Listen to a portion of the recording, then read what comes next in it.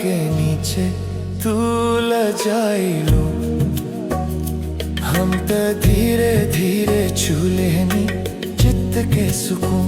लाल दुपट्टा में छुपल तोहर चेहरा हमरा होठ छूले हल तोरे मौन के जुनून डोलत रहल चांदनी बदनवा पर गिरत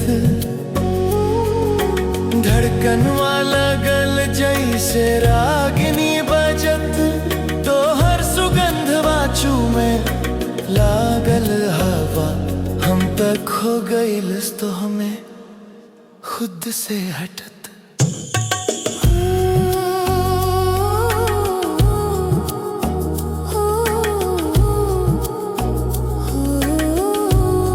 चांदवा के नीचे तू लजाइलू हम त धीरे धीरे छूलेनी चित्त के सुकून लाल दुपट्टा में छुपल तोहर चेहरा हमरा होठ छूले हल तोरे मौन के जुनून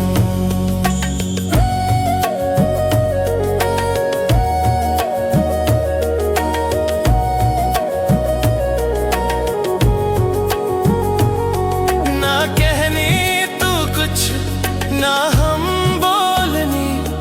पर चुपचाप दिलवा के राज खोलनी इतना न भरल ई छोट की रिया कि हम तोहर स्पर्श में पिघल बोलनी चांदवा के नीचे तू लजाइलू हम त धीरे धीरे छूलेनी चित्त के सुकून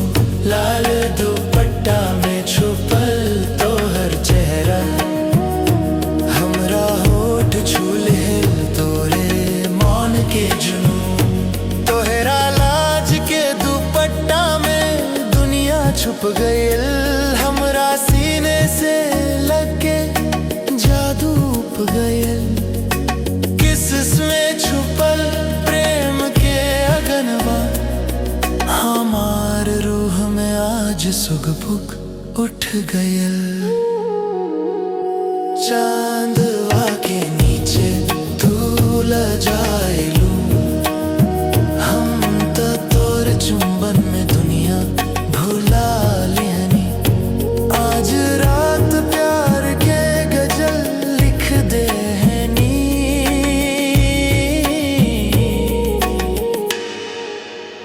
तोहार चुप्पी में खुद के